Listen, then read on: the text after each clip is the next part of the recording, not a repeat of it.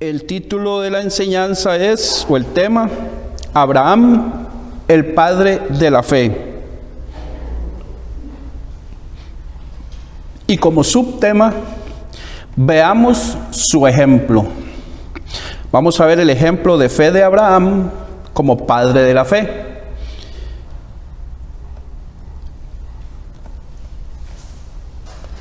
Vamos a orar antes de iniciar. Padre, en el nombre de Jesús, alabamos y bendecimos tu santo nombre. Te damos gracias por una tarde y parte de la noche lluviosa, pero que ya descampó un poco. Gracias porque nos permites estar en esta tu casa para escudriñar tu palabra, aprender de ella, fortalecernos en nuestra fe en Jesucristo, nuestra fe en ti, oh Dios, Padre nuestro, en quien confiamos absolutamente toda nuestra vida, de quien dependemos absolutamente, a quien seguimos absolutamente y a quien alabamos y glorificamos con toda nuestra alma, mente, cuerpo y corazón, Dios.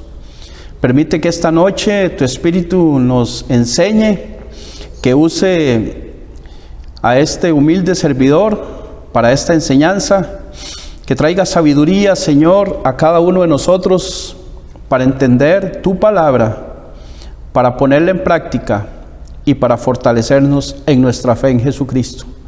Te alabamos y te bendecimos en el nombre de Jesús. Amén y amén.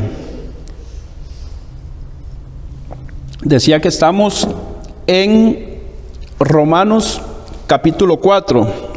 Vamos a empezar leyendo y vamos a ir analizando los versículos conforme aparecen ahí en el capítulo 4 de Romanos. Empieza con una pregunta. Bueno, en realidad empieza con una pregunta. Y dice: ¿qué pues diremos que halló Abraham nuestro padre según la carne?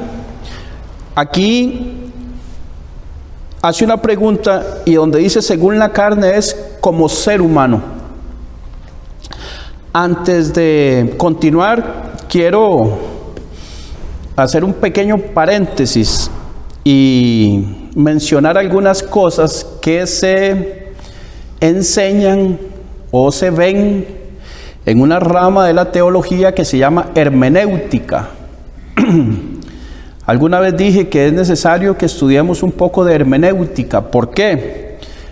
Porque la hermenéutica lo que hace es que nos ayuda a nosotros a identificar en los textos las palabras, las frases, de qué está hablando exactamente. Por ejemplo, en este caso dice que pues diremos que halló Abraham nuestro padre según la carne. Aquí hay dos cosas que podemos rescatar así muy rápidamente, solo como para un ejemplo. Dice Abraham nuestro padre, pero por otro lado Jesús dice que no llaméis padre nuestro a nadie. Entonces, ¿por qué aquí lo llaman padre Abraham? ¿Verdad? Sería como una contradicción. Bueno, es nuestro padre en la fe, no es nuestro padre máxima autoridad. Entonces podemos ver que no hay contradicción, sino que hay una separación de, buenas noches, que hay una separación de jerarquía, que Abraham es padre de la fe, pero que Dios es el Padre eterno, el Padre de gloria, el Rey de reyes, el Señor de señores, el máximo. Ahora, no vemos a Pablo diciéndole que nos postremos ante Abraham, que lo adoremos, que le pidamos, absolutamente nada de eso, ¿ok? Y la otra es según la carne, porque a veces la carne significa los pecados que cometemos nosotros por nuestra naturaleza pecaminosa, carnal, humana. A veces la carne significa simplemente el cuerpo humano, como en este caso, que halló nuestro padre según la carne, o sea, como hombre, como un hombre común y corriente, como usted o como yo. Nosotros estamos en la carne, pero no militamos según la carne. Entonces ahí carne significa dos cosas diferentes. A veces la carne se refiere al tejido, a lo que cubre los huesos, la carne natural. Pablo dice en Corintios, si mal no recuerdo, que una es la carne de los animales, otra es la carne de los peces, otra es la carne de los pájaros y otra es la carne del ser humano. Y está hablando de carne normal, ¿verdad? Entonces, la hermenéutica nos ayuda a nosotros a diferenciar exactamente de qué está hablando en un momento, de qué está hablando en otro momento, y para eso nosotros necesitamos conocer el contexto. ¿Qué es el contexto? Lo que está antes y lo que está después del versículo o de la frase que estemos analizando. O sea, la hermenéutica nos ayuda a diferenciar el antes y el después. Nos ayuda, no, la hermenéutica nos ayuda a entender el pasaje cuando habla con palabras que son similares, pero en un pasaje significa una cosa y en otro pasaje significa otra cosa. En este caso, la palabra carne aquí, nuestro padre Abraham, según la carne, es según como ser humano. Buenas noches, ¿verdad? No es que Abraham andaba en la carne haciendo pecados de la naturaleza pecaminosa carnal. ¿Notan la diferencia? Ok, eso es hermenéutica. Y en algún momento dado, creo que es importantísimo que la podamos estudiar un poquito más a fondo, ¿verdad? Yo no puedo ir deteniéndome versículo por versículo para explicarles esa parte de la hermenéutica, pero cuando nosotros la comprendemos, se nos hace muchísimo más sencillo poder entender el pasaje. Estamos en Romanos capítulo 4, en el versículo 1. Entonces Pablo dice: ¿qué pues diremos que halló Abraham nuestro padre según la carne? ¿Qué obtuvo Abraham haciendo cosas como ser humano? Es lo que significa. Recordemos que Abraham venía ¿de dónde? ¿Alguien sabe de dónde lo llamó Dios? ¿Dónde vivía él cuando Dios le habló? En Ur de los Caldeos. Abraham nació en una familia idólatra y en un tiempo en que el paganismo estaba impregnado en la civilización. Ese lugar era tremendamente pagano. De hecho, los padres de Abraham eran idólatras, adoraban a dioses de palo y de piedra. En Josué 24:2 dice: y Josué dijo a todo el pueblo: así dice el Señor Dios de Israel, al otro lado del río habitaban antiguamente vuestros padres, es decir, Taré, padre de Abraham y de Nacor, al otro lado del río, y servían a otros dioses. Recordemos que la palabra hebreo significa los que cruzan el río. ¿Cuál río fue el que cruzaron ellos? El río Éufrates.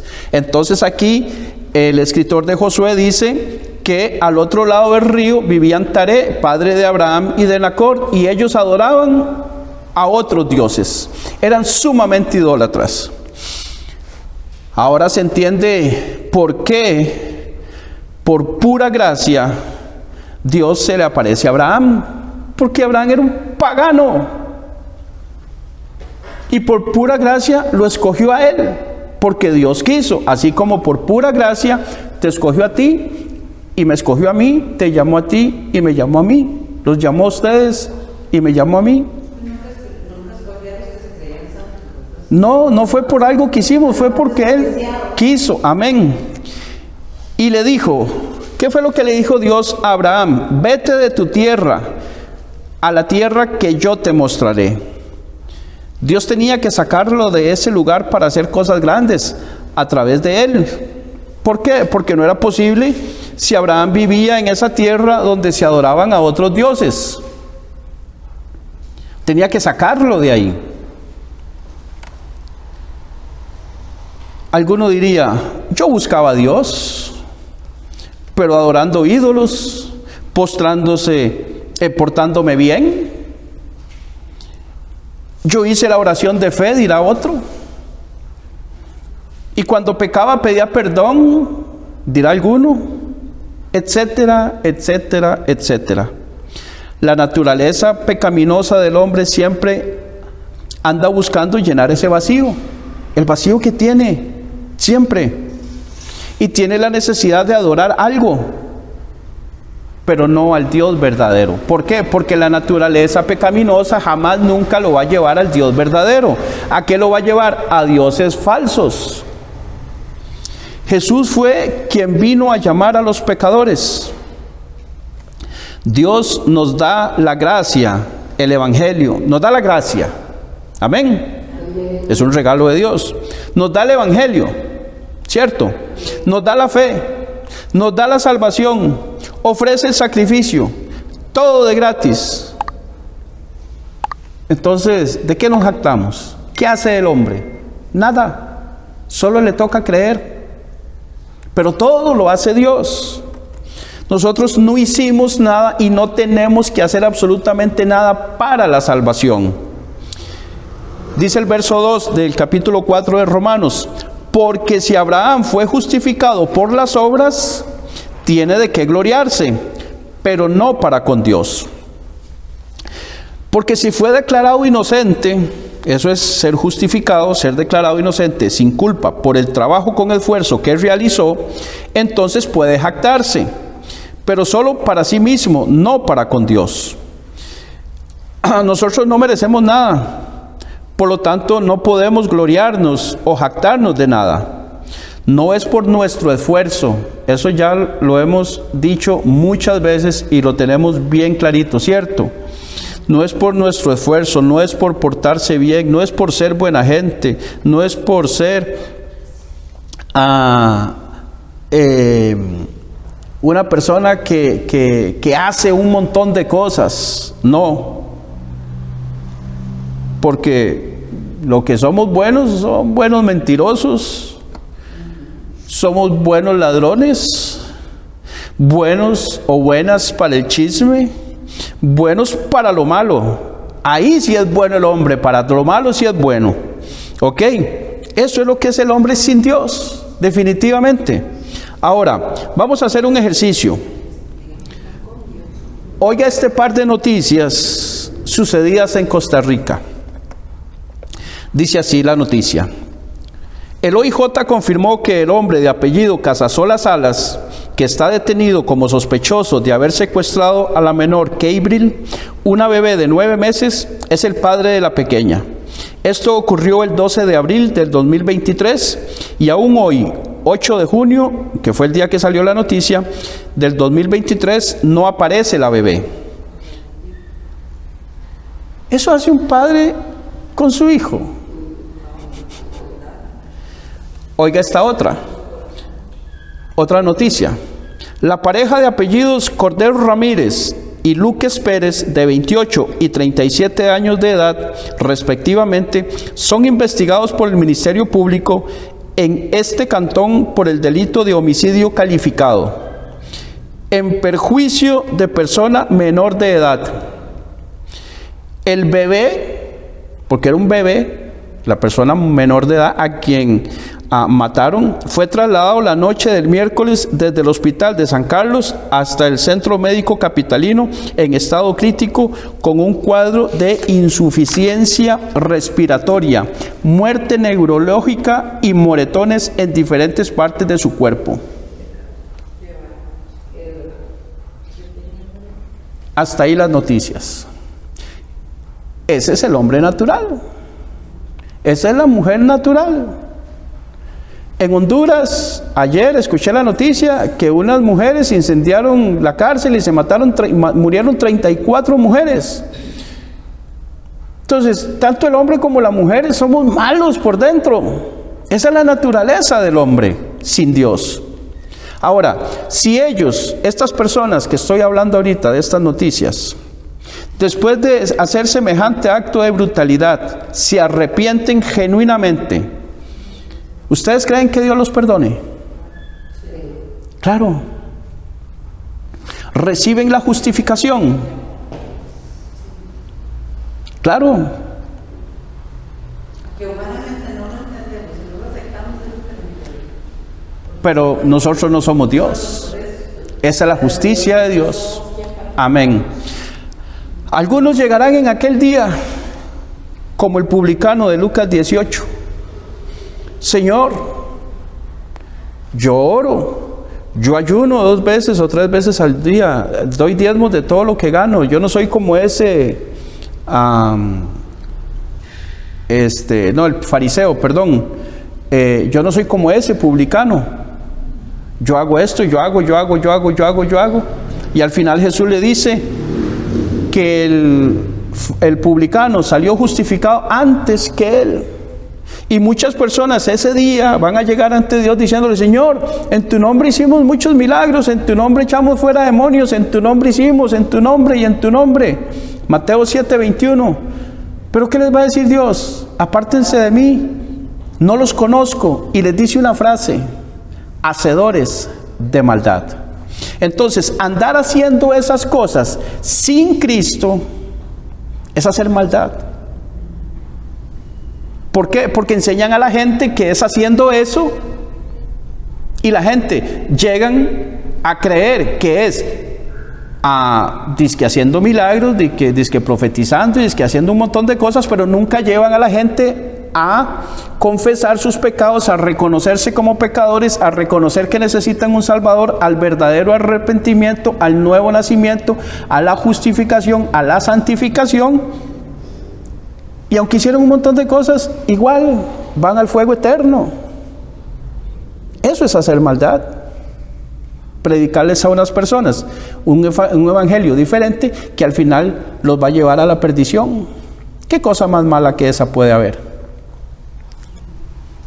Dice el verso 3. Porque, ¿qué dice la Escritura? ¿Se acuerdan qué era la Escritura? Lo que está en el Antiguo Testamento. Aquí hay un ejemplo. Porque ¿qué dice la Escritura? Creyó Abraham a Dios y le fue contado por justicia. Eso lo encontramos en Génesis 15:6 y también en la palabra de Dios, Gálatas 3:6. Dice que le fue contado por justicia porque le creyó Abraham le creyó a Dios y le fue contado por justicia. Leamos un momento Gálatas 3, 6 y 7. Vamos un momentito a Gálatas 3, 6. Acuérdense en no perder Romanos 4. Gálatas 3, 6 y 7. Vamos a ver qué dice Gálatas 3.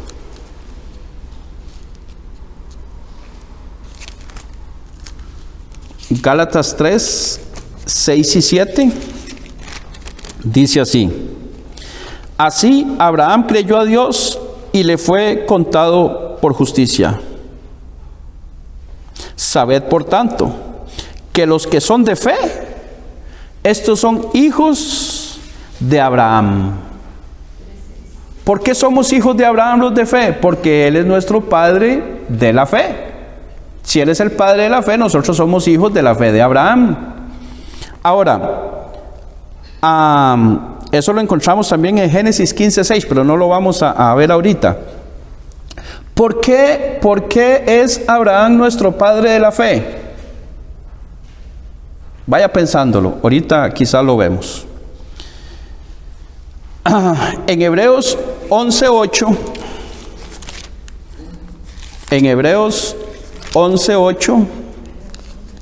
dice de la siguiente manera. Hebreos 11:8. Por la fe, Abraham, siendo llamado, obedeció para salir al lugar que había de recibir como herencia, y salió sin saber a dónde iba. Salió sin saber a dónde iba. Imagínense que Dios le diga a usted: deje todo lo que tiene, agarre una maleta, eche 4 mudadas, 5 mudadas, lo que le quepa ahí en una maleta, y váyase, y yo después le digo para dónde va. Él le creyó a Dios. Sí, amén. Usted coge la maleta y sale de su casa, y ¿para dónde agarra? ¿Para arriba, para abajo? Coge el bus, se va a pie, llama un Uber, ¿qué hace? Él no puso tanto pero. Él no puso tanto pero. Porque los demás, dice Génesis, que la maldad de Dios, que la maldad del hombre era tal que era de continuo solamente el mal y haciendo el mal, y por eso vino la destrucción con el diluvio. Igualmente la torre de Babel. Pero Abraham le creyó. Los demás miembros de la misma familia de Abraham eran idólatras. El mismo Lot escogía lo terrenal, ¿cierto? Y era sobrino y tío. Entonces, aquí el diferente es Abraham. Ok. Dice Juan, capítulo 3, el Evangelio de Juan, capítulo 3, como del 1 en adelante, cuando Jesús está hablando con Nicodemo, le dice que es necesario nacer de nuevo, que lo que es nacido de la carne, carne es, ahí otra vez igual la carne, lo que es nacido como una persona humana común y corriente, es un humano común y corriente, pero lo que es nacido del Espíritu, Espíritu es. No te maravilles de que te dije que te es necesario nacer de nuevo. Y después le dice, el viento sopla de donde quiere, pero no sabes hacia dónde va. Oye su sonido, pero no sabe hacia dónde se dirige. Así es todo aquel que es guiado por el Espíritu Santo. Entonces nosotros, así como Abraham, cuando Dios nos diga, haga como el viento, ¿para dónde? Eche para adelante, ahí lo voy a ir guiando. No haga, quédese quieto. Bueno, me quedo quieto. Pero ¿qué pasa? Porque Abraham empezó a obedecer a Dios, porque empezó a tener una relación con Dios. Cuando nosotros somos verdaderos hijos de Dios y tenemos una verdadera relación con Él, nosotros conocemos su voz, conocemos sus mandatos, conocemos que lo que, si viene a nuestra mente, vamos a ver, Dios puede hablar con voz audible, que usted lo puede escuchar, ¿sí o no? Con medio de otra persona, sí. ¿Usted dice que no? Yo digo que sí. ¿Usted dice que sí? Bueno, recordemos que Dios... No, pero Dios, estando usted en su casa, le puede hablar audiblemente y decirle, quiero que por favor se ponga a orar por el pastor y oírlo. Claro, Dios puede hacer eso. Dios todo lo puede hacer, ¿verdad? Dios nos puede hablar con voz audible. Ahora nos puede hablar por medio de un hermano, por medio de una prédica, por medio de una enseñanza, por medio de la naturaleza. De cualquier manera nos puede hablar Dios. Abraham hablaba con Dios y su relación fue tal que empezó a conocer a Dios, que pedía a Dios cómo era, cómo hablaba, qué decía. Si yo llamo a, a Ángel por teléfono, está usted en su trabajo y yo llamo, Ángel, ¿cómo está, brother? Vieras que necesito que me haga un favor. Probablemente él me diga, disculpe, ¿quién me habla? Porque nunca hemos hablado por teléfono, ¿cierto?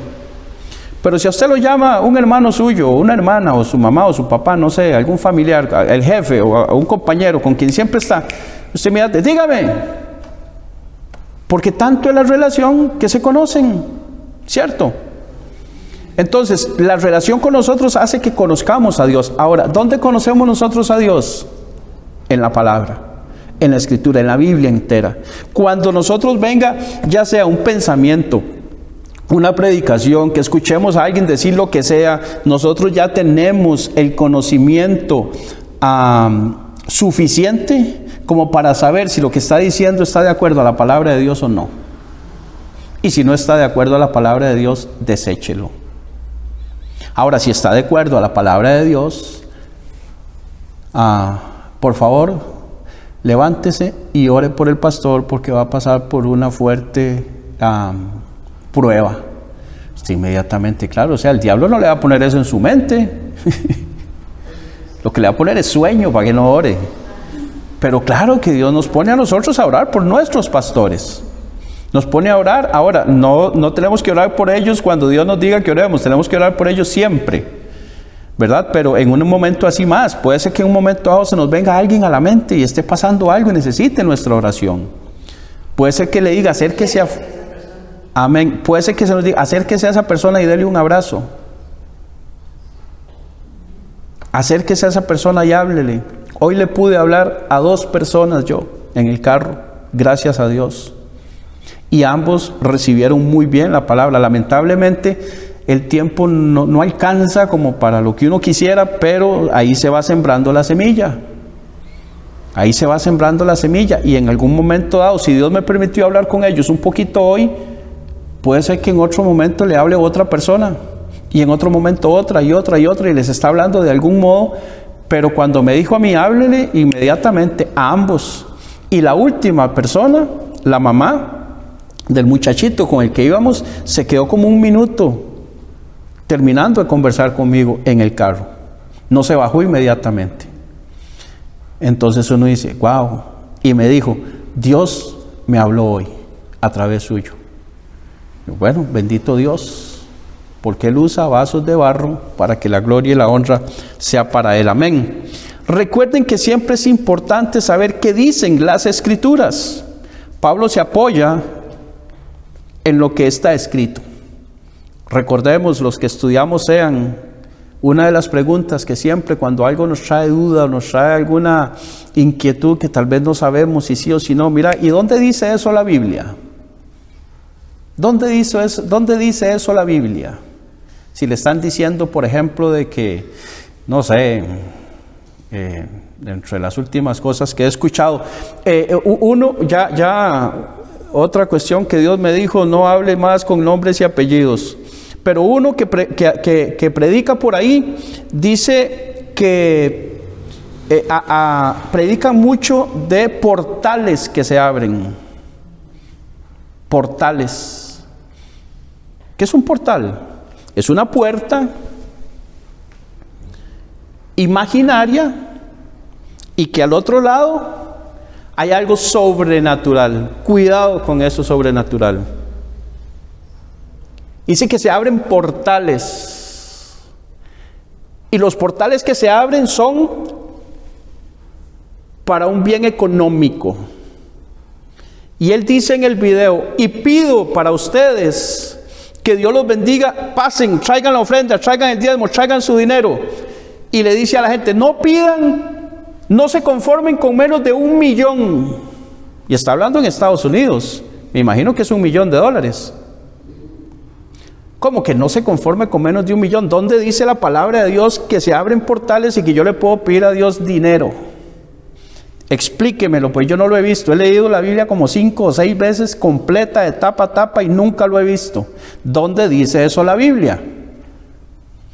Ahora, la Biblia me dice a mí más bien que no me apegue al dinero, que donde está mi tesoro, ahí está mi corazón, que no le puedo servir a 2 señores, al dinero y a Dios.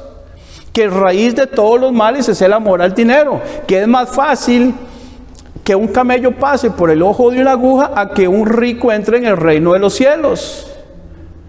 Que el joven rico no quiso dejar todas sus riquezas para seguir a Cristo. Entonces, si yo con lo que tengo, que no tengo nada, me cuesta despojarme de lo que no tengo, imagínense si tuviera millones. Si nosotros realmente entenderíamos esta parte, ese techo ya estuviera arreglado, porque ya nos hubiéramos despojado de algún dinero. Ahora, cuando digo nosotros, no son ustedes nada más, es la iglesia en general. Ya eso estuviera hecho, pero nosotros no nos despojamos de 5,000 o 10,000 colones. Nos vamos a despejar de 100,000.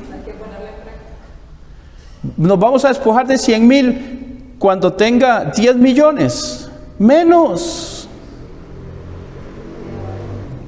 Entonces nosotros debemos de respaldarnos siempre con la Biblia.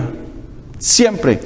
Y por eso es que en las Biblias modernas Gracias a Dios a las personas que se les iluminó eso, porque la Biblia original no trae las concordancias, no trae nada de eso, no trae versículos, no trae la división de capítulos.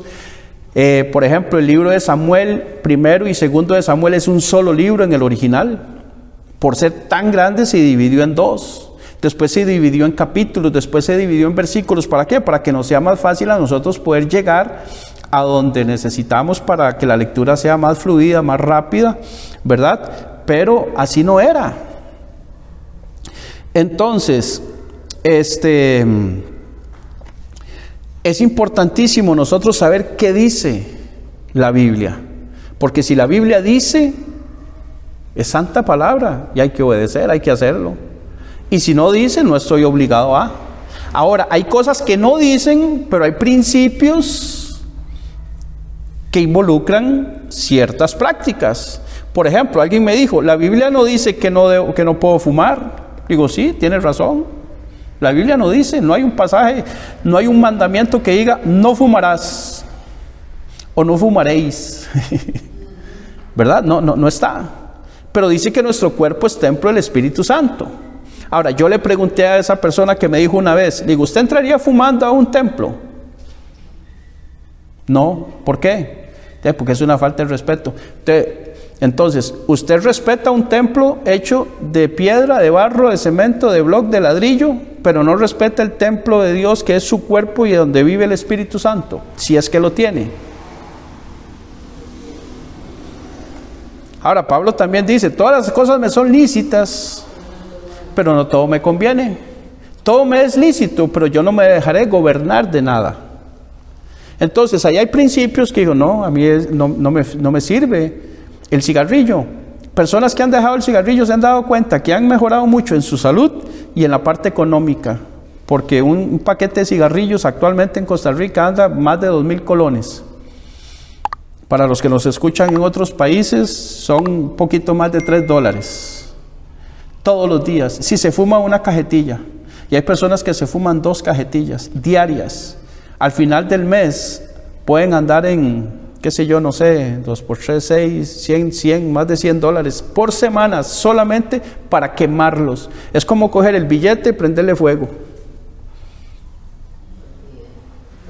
Es peor, porque si le prende fuego al billete, solo se perdió el billete, su salud no se echa a perder. Pero fumando cigarrillos, pierde el billete, pierde el dinero y echa a perder su salud. Después tiene que invertir dinero para ir al médico.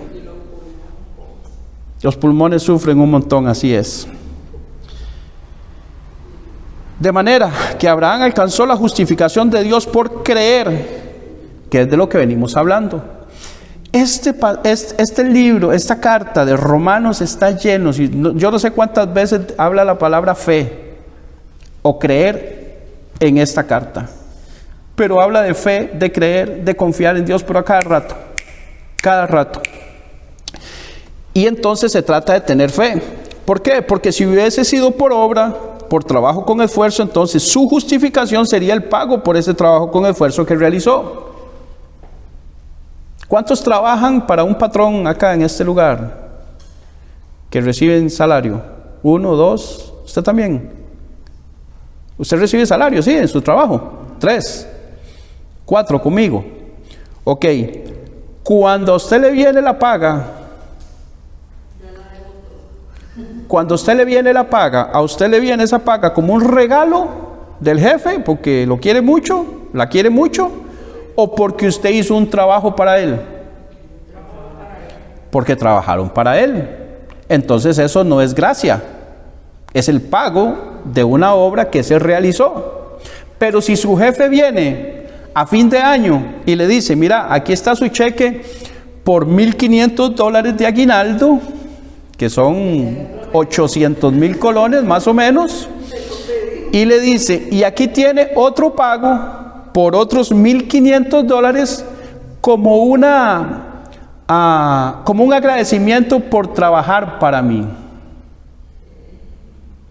Entonces ese segundo pago sí es gracia, porque usted no hizo nada, simplemente él está agradecido y se lo quiso dar. Pero cuando nosotros trabajamos, nuestro salario es el fruto del trabajo que hicimos.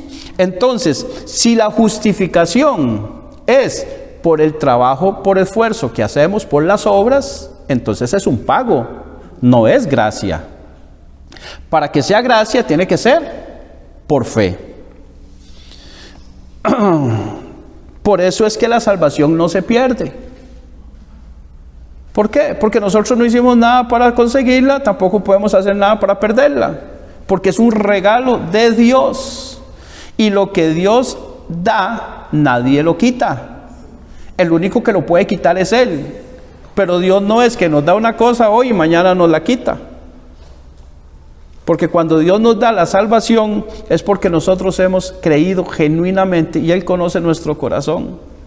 Si cuando nosotros creímos genuinamente o no creímos genuinamente, si creímos de corazón y de verdad estamos dispuestos a hacer todo lo que demanda la decisión de creer, de arrepentirnos, si nuestro arrepentimiento fue de verdad, Dios lo sabe. Y cuando te da la salvación es porque usted hizo lo que Él demanda para otorgarte la salvación y otorgarme la salvación. Entonces no me la va a dar para después quitármela. Si no lo he hecho correctamente, no me la da. Si no ha creído legítimamente como es, no se la va a dar hasta que lo haga correctamente. Porque no fue algo que nosotros hicimos. Para las personas que piensan que se pierde la salvación, porque tal vez ustedes puedan encontrarse con alguien que diga que sí, que la salvación sí se pierde. La pregunta es, ¿cómo la obtuviste? Le pregunto a ustedes, ¿cómo obtuvo usted la salvación? Gracias. Por gracia. Gracias a Dios, no. Ajá. ¿Qué hizo usted para conseguirla? Ok. Ahora, si la obtuve por gracia, ¿la voy a perder por pecar? Si era un gran pecador cuando me la dieron. Y si se pierde por pecar, ¿cuál es el pecado que me hace perder la salvación? ¿Hay alguno? ¿O es la suma de varios? ¿5, 10, 8? ¿Por cuántos pecados se pierde? Si en caso de que se pierda. Obviamente no. Y si la pierde, para esas personas que lo piensan, ¿cómo la consigues de nuevo?